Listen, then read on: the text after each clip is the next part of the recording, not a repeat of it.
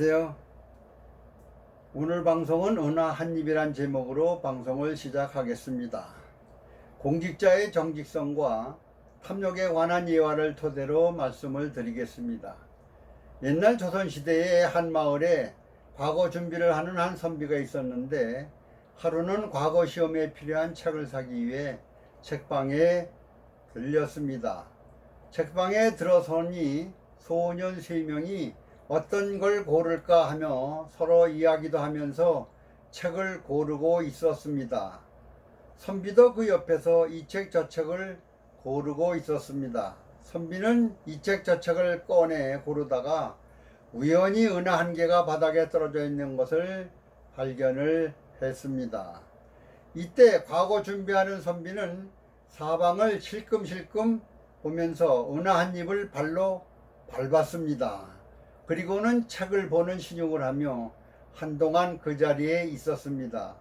드디어 옆에서 책을 고르던 소년들은 볼일을 다 보았는지 밖으로 나갔습니다. 아마 은하 한 입은 소년들이 책을 고르고 책값을 지불하려는 과정에서 은하 한 입을 흘린 것 같았습니다.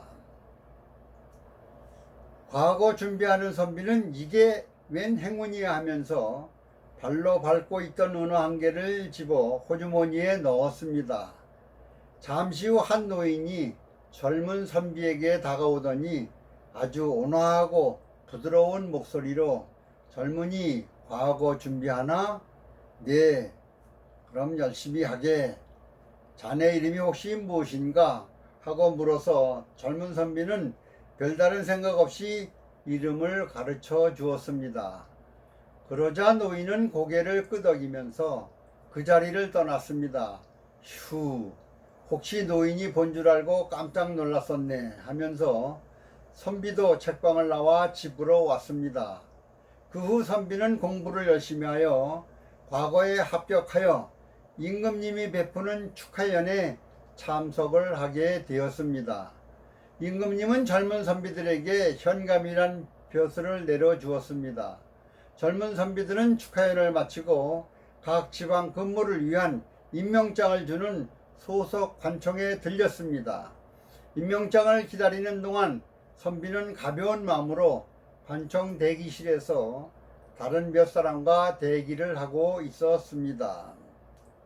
그런데 다른 선비들은 전부 호명이 되어 임명장을 받아들고 기쁜 마음으로 돌아갔는데 이 선비는 호명을 하지 않는 것입니다. 선비는 부를 때까지 계속 기다렸습니다. 그때 관리한 사람이 나오더니 당신은 현감으로 부임할 수 없고 또 과거 급제를 파면한다고 하니 그냥 돌아가라고 하는 것입니다. 그게 무슨 소리입니까? 임금님이 현감 벼슬까지 내려주셨는데요. 선비는 하도 어이가 없어서 제일 높으신 분을 만나게 해주십시오. 사연이라도 알고 가야 되지 않나요? 대감님을 뵙겠다고 청했습니다. 선비는 안내하는 관리를 따라 대감 앞으로 갔습니다. 수염이 허연 대감은 선비를 노려보면서 자네는 몇 해 전에 어느 책방에서 소년이 흘린 은하 한 개를 탐내지 않았는가? 은화가 누구 것인지 알면서도 모른 체하고 속여 자신의 호주머니에 넣었느니라. 그 사실을 모른다고 하지는 않겠지. 이 말에 선비는 너무 깜짝 놀라 대감을 자세히 보니 그 옛날 책방에서 자신의 이름을 물은 바로 그 노인이었던 것입니다. 선비는 너무 놀라서 말을 더듬거리면서 그때는 제가 어려서 그랬어요. 그러자 대감은 변명하지 마라. 그런 네가 한 고을의 현감 자리에 앉으면 백성들의 재산을 얼마나 갉아먹을 것이냐. 당정 집으로 돌아가 너의 마음부터 바로 잡도록 해라. 선비는 너무나 창피스럽고 부끄러워 도망치듯 슬그머니 그 자리를 나오고 말았습니다. 이와 같이 예화를 토대로 개인적인 사설로 마무리를 해봅니다. 공부를 많이 한 선비는 과거에도 합격했으나 마음이 정직하지 않았고 남의 물건을 탐했기 때문에 관리로 임명될 수가 없었던 것입니다. 왕이 절대적인 권력 제도인 군주시대에도 이런 사소한 과오에도 관직이 박탈되는데, 오늘날 정치인들이나 고위 공직자들의 권력을 이용한 큰 돈들이 오가는 권력형 비리 뉴스는 끝일 줄 모르고 계속 증가하고 있는 것은 대한민국 건국 이래 최고점에 도달하고 있는 느낌입니다. 오늘날의 우리나라 정치권이나 고위 공직자들 같으면 승복을 안 하고 증거가 있느냐 등 고소까지도 했을 것 같습니다. 그러나 과거 급제가 취소된 선비는 창피함을 느끼고 조속히 귀가를 서둘렀습니다. 그리고 고향에 내려가서도 많이 후회하며 진실로 반성해서 착한 선비로 변했을 것으로 생각이 듭니다. 왜냐하면 창피함을 느끼고 조속히 귀향하는 것으로 보아 가슴속 양심이 살아있다고 볼 수 있기 때문입니다.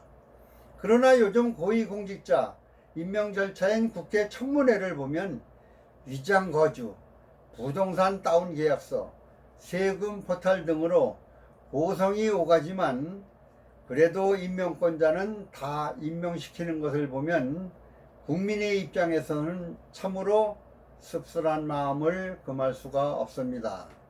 사람의 마음속에는 양심이라는 것이 있습니다. 양심은 해서는 안 될 말이나 행동을 할 때 스스로 발동을 합니다. 인간은 동물과 달리 양심의 가책도 느끼고 후회도 합니다. 북인도 지역을 통치한 메란드로스 왕은 양심은 우리의 내면에 있는 하느님의 음성이라고까지 했습니다.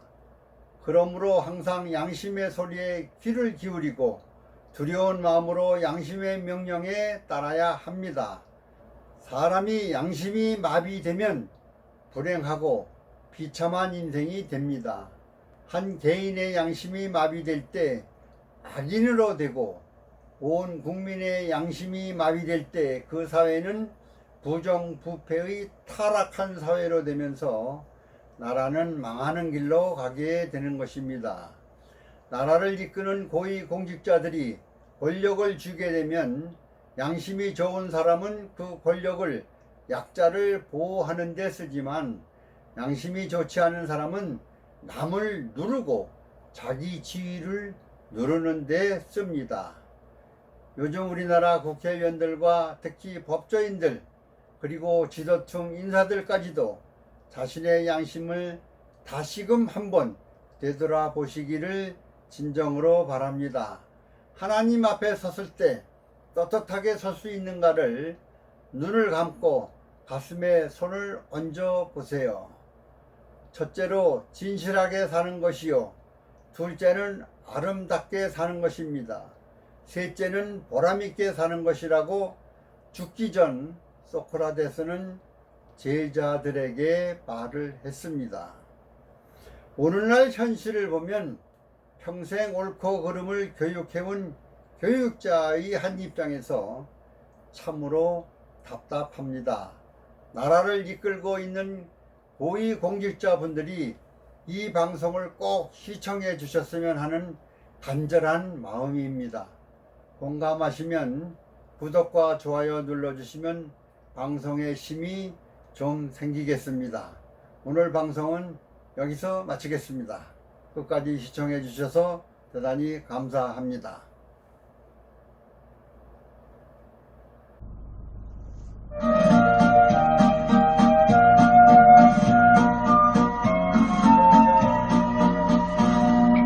인성 저여요 시간은 즐거운 시간, 서로 주고받는 소통의 시간, 정직하고 바른 예절 습관화되면